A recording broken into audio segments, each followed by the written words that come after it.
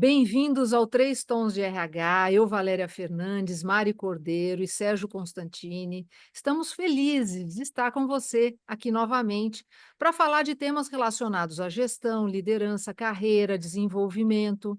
Se você é de RH, esse canal é para você, porque a gente fala sobre um RH estratégico. Bom, e sobre estratégia, vamos falar sobre liderança? Você já ouviu falar no termo liderança Nutella? Gente, eu achei fantástico esse nome, essa nomenclatura, liderança Nutella. É aquela liderança que muitas vezes não faz o papel que é esperado dela, porque ela está muito mais preocupada com a sua aceitação. Você quer entender melhor sobre isso? Fica até o final, que sempre a gente reserva o melhor comentário para o fim. Então não deixe de comentar, compartilhe e curte. Já não esquece, curte de agora, que é para você ficar aqui com a gente e a gente poder levar esse vídeo para muito mais pessoas.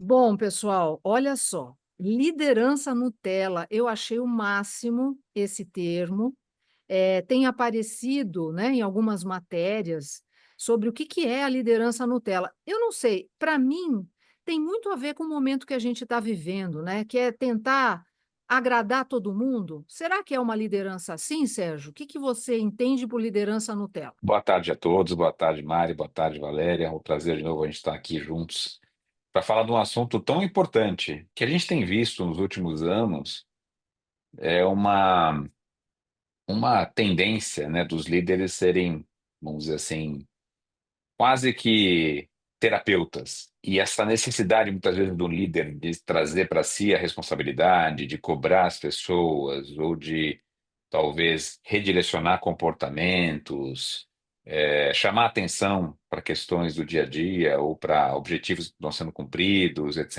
e tal, que é a função tradicional de qualquer líder, né? Formar, inclusive, o seu grupo de liderados aí para assumir desafios, para crescerem na carreira, etc. e tal. O que a gente tem visto é que esse tipo de comportamento, né, que é o esperado de um líder, ele tem sido, de uma certa forma, rechaçado pelas equipes, né? Por quê? Porque muito do que se faz, do que se cobra, do que se tenta talvez subir a barra do ponto de vista de comportamento e de resultado, é visto como, talvez até como um certo assédio, né, dentro de muitas empresas hoje. As pessoas não estão acostumadas a serem cobradas, por exemplo. E eu sinto que as pessoas, eu não só me refiro só às pessoas mais jovens, não, tá, que entraram recentemente no mercado de trabalho. Eu acho que isso já afetou algumas gerações, né, talvez umas 3 gerações de pessoas que estão hoje em dia no mercado de trabalho. Então, essa percepção que para mim fica claramente é que a gente está formando pessoas menos capazes, menos resilientes, que vão ter uma capacidade menor em entregar os resultados, né, da companhia, da empresa, do projeto, não importa, e que vão estar sempre buscando, né, na verdade, uma zona de conforto. Sempre vão estar buscando, na verdade, uma desculpa para aquilo que elas não conseguiram entregar, não conseguiram fazer, etc. e tal, culpando alguém, geralmente vão culpar o líder por isso. E a gente vê, não é só uma questão, não é só um comportamento de uma área, isso acaba sendo um comportamento da organização como um todo. E como fica difícil você gerenciar pessoas, formar pessoas, motivar pessoas nesse contexto. Muitas vezes, você chamar atenção sobre um comportamento deveria ser motivante. Ele não é, você não está, na verdade, criticando a pessoa, você está alertando sobre o comportamento que ela deveria repensar e mudar para conseguir, na verdade, atingir o seu objetivo, para conseguir executar uma tarefa, para conseguir até mesmo se adaptar e se justificar naquela posição. Tem pessoas que não mudam o comportamento e acabam perdendo o emprego depois de um certo tempo porque não mudam o comportamento. Então, as pessoas hoje têm uma dificuldade muito grande em olhar essa postura do líder como sendo algo que traz valor, que vai auxiliar, na verdade, a executar a sua função, a crescer profissionalmente, a aprender mais, a criar uma certa resiliência, porque a função do líder é preparar as pessoas, inclusive a equipe, para os desafios que elas vão enfrentar no dia a dia. E fica muito difícil nesse contexto, a gente conseguir subir a barra e mudar o patamar de qualquer companhia. Mari, você que está muito acostumada a fazer coaching, né, com vários candidatos, como é que você vê isso hoje? Não sei se dá até para comparar um pouco as gerações anteriores com essas novas gerações, a criação um pouco as pessoas criam um pouco de fantasmas, né, criam limitantes, etc e tal. Como é que você tem visto isso na tua consultoria, quando você dá sessões de coaching? Essa liderança Nutella, ela não chega muito para eu atender pessoalmente, porque eu atendo o C-level e aí acaba não tendo muita gente, né, nessa faixa aí da liderança Nutella. No entanto, os nossos consultores atendem e a gente troca figurinhas sobre os atendimentos, obviamente, né, para garantir a nossa metodologia. Bom, o que eu percebo? Tem sim essa diferença entre as gerações, né? Isso que vocês trouxeram até agora está assim super coerente com o que eu vejo no dia a dia mesmo acontecendo. No entanto, o que eu gosto de pensar é assim: a pessoa ela só vai exercer a liderança de acordo com o que ela aprendeu na vida dela. Então, a gente está agora lidando com esses líderes, né, que estão assumindo as cadeiras agora, que passaram por situações de pais medrosos. Vejam bem, pais que sentiam culpa porque trabalhavam muito e aprenderam, né? Então, esses líderes que estão agora começando, eles vieram de pais que aprenderam que a gente tem que tomar cuidado para não traumatizar. Então, essa situação assim de não traumatizar, bom, a gente, né, que tem aí, eu acho que a gente está na mesma casa ali na década de 70, né? Então, ali a gente tinha consequências, né? Que eu não vou dizer se são certas, se são erradas, mas eram bem diferentes das consequências que esses líderes têm. Então, eu posso dizer que a gente tinha mais casca grossa, a gente aprendeu a ter mais casca grossa para sobreviver aos nossos pais, inclusive, não era assim? Aos professores. Essa outra geração, aí a humanidade vai evoluindo e a gente vai tendo essa noção de que, puxa vida, tem coisas que traumatizam, tanto que os consultórios de psicologia estão lotados de pessoas trabalhando os traumas, né? E olha só que interessante, esses traumas, eles vão para a forma como a pessoa lidera. Mesmo sem ela ter consciência, isso atua. Então, com certeza, agora, o que a gente tem são pessoas, líderes, frutos de pais com medo de traumatizar os filhos. E aí esse medo vai reverberando e o jovem pode ter aprendido, né? A criança, o jovem, e hoje ele aplica o quê? Olha, é melhor a gente evitar conflito. Porque foi assim que eu aprendi com as pessoas que eu tenho que confiar, porque são as pessoas que me deram a vida. Então, se os meus pais evitavam conflito na minha criação, eu também tenho que evitar o conflito. Então, o buraco é muito mais embaixo do que a gente só pensar, né, na forma como as pessoas adotam a liderança ali no dia a dia, né? Tem toda uma história do humano ali por trás disso. Como que você vê isso, Valéria? Olha, eu acho que já começaria dizendo o seguinte: um líder que não desenvolve as pessoas, que não dá feedback, que não se preocupa com o futuro da empresa, e eventualmente não agrada todo mundo o tempo inteiro, porque isso é impossível, né? A gente conseguir fazer isso, tendo feito ações necessárias, né? Muitas vezes impopulares também. Um líder que não faz nada disso, para mim, não é líder. Já começa daí. É um executivo que tem uma posição à frente de um grupo e que faz a gestão daquele grupo. Se ele não faz essas atividades, talvez a gestão dele também não esteja completa. Mas com certeza líder não é. Como você bem falou, né, Mari? A liderança é pelo exemplo. E se este líder não está demonstrando a relevância, né, cuidado com o futuro da organização, ao pensar no futuro da equipe, ao realmente gerenciar o que acontece e direcionar para que resultados melhores sejam atingidos, ele não está realmente fazendo o seu papel. Ouvindo você falar, Mari, vem para mim muito o efeito do mundo que nós vivemos hoje.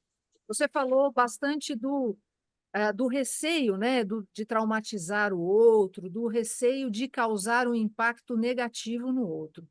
Eu trago o outro lado da moeda, que é o medo de não ser aceito.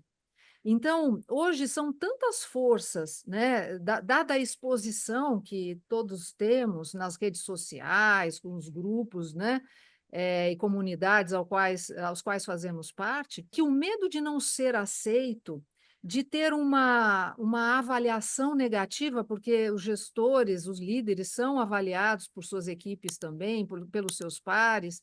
Então, quando você tem que tomar uma atitude, às vezes, mais impopular, você pode gerar ali o desamor, né? O desafeto de alguém. E aí você ser perseguido. E num mundo onde todos estão buscando aceitação, pode não ser legal para o meu futuro dentro da organização eu tomar ações, né, tomar decisões que podem, de alguma forma, colocar em risco a minha imagem. Tem um pouco, eu acho que disso também. E aí me remete, sabe, Mari, a algo que eu aprendi com o meu primeiro chefe, que eu achei muito interessante porque eu nunca mais esqueci. E vão aí, vai tempo, né? Não vamos nem comentar. Ele falou o seguinte para mim, e eu ponho aqui para a gente refletir. Olha, Valéria, se todo mundo só falar maravilhas de você, ou seja, se você agradar todo mundo, pode ter certeza absoluta, você não está fazendo o seu papel da maneira adequada na organização. O que vocês acham? Olha, nossa, Valéria, você trouxe uma coisa que eu tenho falado muito sobre isso com até pessoas de outras gerações que têm dificuldade em dizer não. Pessoas que estão em cargos, né, de alta gestão e com dificuldade em dizer não. Que é o seguinte, até nas redes sociais a gente tem hater, né? Hoje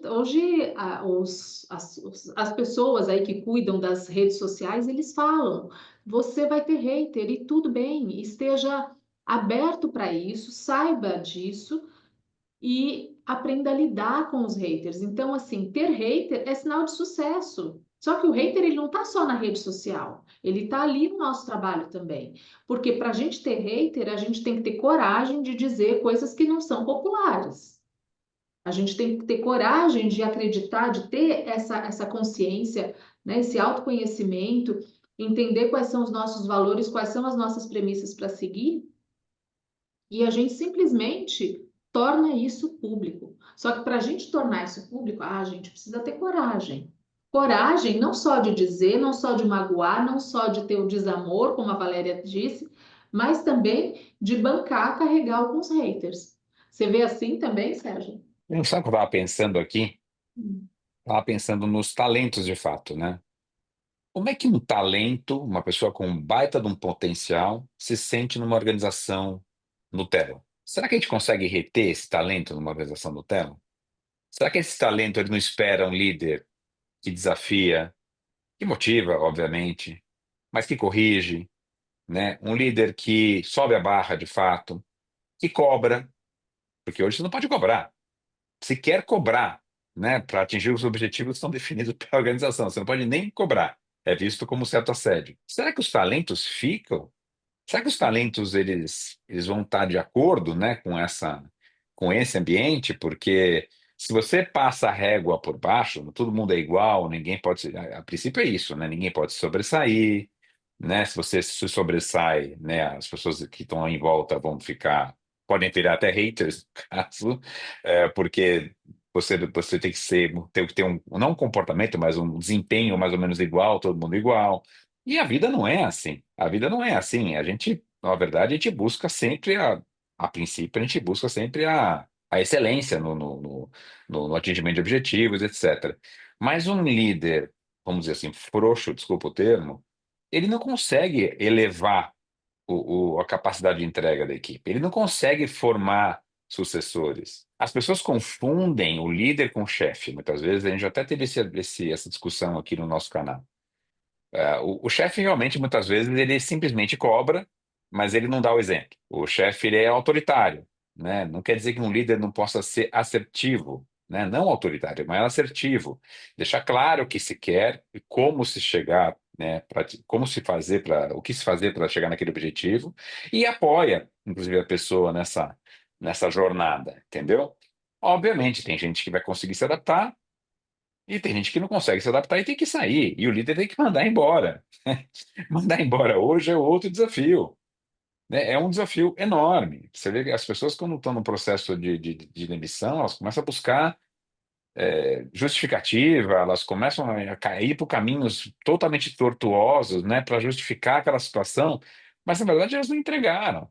Né? Óbvio, tem situações e situações, tem questões até muitas vezes de relacionamento pessoal e tudo mais. Mas isso são exceções. Eu acho que, no geral, a gente não está mais, vamos dizer assim, essa nova geração não está mais acostumada, né, talvez a usar não são armas, mas usar as ferramentas necessárias para conseguir se destacar na organização. Elas acham que muitas vezes que o sucesso vem meio que ele vem meio que cai no colo, sabe? Como se o sucesso viesse, ou como assim, o atingimento de metas viesse, etc. Não porque você, né, foi merecedor daquilo, porque você fez por merecer, porque você realmente trabalhou muito, etc. É como se fosse um direito adquirido seu. Não tem direito adquirido aqui, né? A gente tem que conquistar as coisas. Eu acho que essa falta de percepção de que você tem que conquistar cria vários problemas. A meritocracia é um problema, o timing das coisas é um problema. Todo mundo quer estar milionário com 30 anos, isso não vai acontecer. A profundidade que eu vejo de dedicação para realmente você aprender no seu trabalho, tarefas novas, funções novas, ela é muito rasa, as pessoas não se aprofundam mais nas coisas. Tudo direito adquirido, né? É tudo direito, tudo que cai no colo, mas nada que você conquista muitas vezes com esforço de fato. Então, essa questão aí do cai a caneta, sei lá, vejo pessoas que. Bom, gente, a gente já falou sobre isso aqui, eu nunca vi tanto burnout na minha vida, né? Assim, impressionante. As pessoas realmente deixam cair a caneta, porque não existe uma situação de prazer imediato no trabalho. Tem situações no trabalho que você vai ter que se dedicar, vai ter momentos de mais pressão, de mais dedicação, etc., para depois escolher alguma coisa no futuro. Agora, o prazer nunca é imediato no trabalho, né? E a gente está mal acostumado nesse sentido.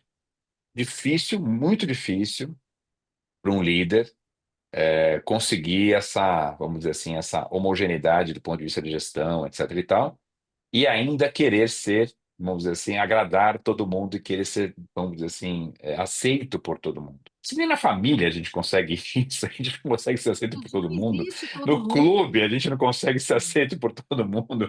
Nem, né, na vida pessoal a gente consegue, né, amorosa, não tem como ser aceito por todo mundo. Como é que vai ser aceito por todo mundo no trabalho? É impossível, né, Valéria? Não tem como, não tem como. Eu nunca mais esqueci esse ensinamento, né, de um líder que eu tive, porque é verdade. Às vezes, algumas decisões, então, pode ser até, podem ser decisões simples, de promover uma pessoa e não promover a outra. É uma coisa boa, né? Positivo. Mas às vezes o fato de você reconhecer uma pessoa do grupo e não a outra, isso te gera um problema, né, para você como líder. Como você vai motivar essa segunda que não foi promovida dessa vez? Ela se sente injustiçada, ou pode se sentir injustiçada. Então, não tem como você agradar realmente todo mundo o tempo inteiro. Não, acho que não existe essa possibilidade. E eu acho que o que a gente está tentando trazer aqui, nesse momento, é uma reflexão mesmo de qual é o impacto da sua liderança, da sua gestão para as empresas, né, na empresa que você faz parte, ou para o seu time, se você está realmente gerando impacto. Talentos, você fez essa pergunta, talentos não ficam em equipes Nutella. Talento que é talento, ele quer ser reconhecido, ele não quer ser mediano, ele não quer aquela vida, vamos lá chamar de Nutella de novo, todo mundo feliz, mas todo mundo dentro de uma mediocridade, dentro de né, de um nível mediano. Não, ele quer dar resultados, ele quer ser reconhecido, ele quer carreira rápida. E para isso, você precisa de alguém que tome decisões, que assuma riscos na empresa. A gente falou muito sobre time, e eu acho que nem vale entrar nesse mérito, mas só para colocar aqui mais uma pimentinha, se para gerenciar equipes não dá para ser um líder Nutella, Imagina para liderar negócios. Negócios envolvem tomada de decisões de risco, né, o tempo inteiro, né, de lidar com situações, às vezes, complexas, com clientes, com o mercado, com fornecedores. E aí? Como é que você vai lidar com essa também rejeição, eventualmente? Como é que você vai conseguir atingir, né, o que se pretende, querendo agradar todo mundo? Não tem como, né? Então, impacta também nos negócios. Para a gente fechar esse papo, que dava para a gente se alongar muito mais, vamos deixar assim, cada um uma dica, ou para uma reflexão, ou para algo que um líder possa fazer, né, neste caso, para não ser um líder Nutella. A comunicação, eu apostaria na comunicação, ter comunicação assertiva e honesta, sem medo de não fazer sucesso, né?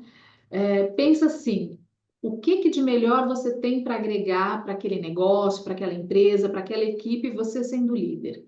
Então, uma vez isso desenhado dentro de você, assim, pode até escrever, uma vez isso muito claro, você vai precisar apostar todas as suas fichas, ou muitas delas, na sua comunicação. Então, assim, fale o que precisa dizer. Você já está cuidando de não falar de um jeito que gere grandes conflitos, você já tem essa preocupação de não estremecer as relações.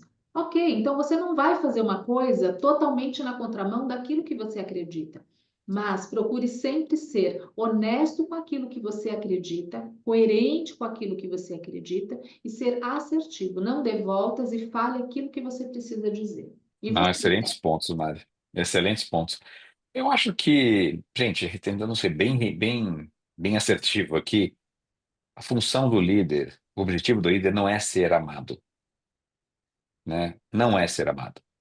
O líder, muitas vezes, ele toma decisões difíceis, impopulares, e geralmente um time de um líder que é, vamos dizer assim, que é muito focado nessa aceitação, geralmente é um time medíocre, de resultados medíocres também. Eu acho que a gente tem que deixar claro isso, né? Que o objetivo de um líder é direcionar a equipe de uma forma que os resultados da companhia, da empresa, do negócio sejam obtidos. É essa a função dele. Ele gerencia vários talentos, ele gerencia várias funções dentro da equipe dele, eu acho que a principal, vamos dizer, atribuição de um líder é fazer com que essa equipe responda e atinja os objetivos estabelecidos.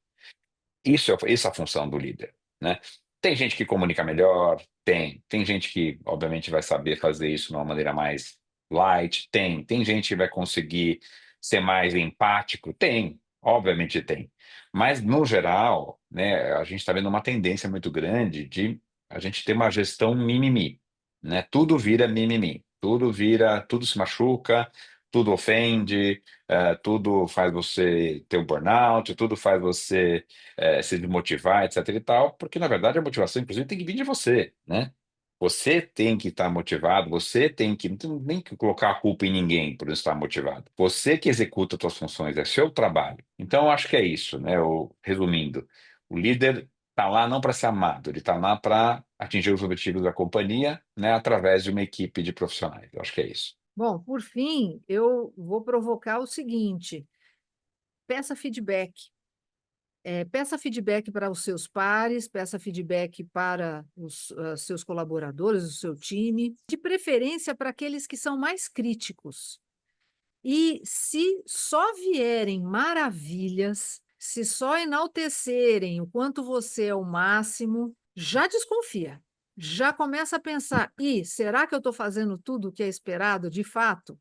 E aí começa a girar esse ciclo aqui e ouve o que a Mari falou novamente. E depois você passa pelo que o Sérgio falou novamente. Porque com certeza você pode fazer alguma diferença no jeito como você se relaciona com as pessoas ou como você toma decisões. Se você gostou desse vídeo, faz um comentário aqui para a gente, uma pergunta, uma provocação, vamos adorar responder. Não esquece, compartilha e curte. Para nós vai fazer toda a diferença do mundo. Muito obrigada por você ficar até agora junto com a gente. Obrigada, Mari. Obrigada, Sérgio. Até o próximo.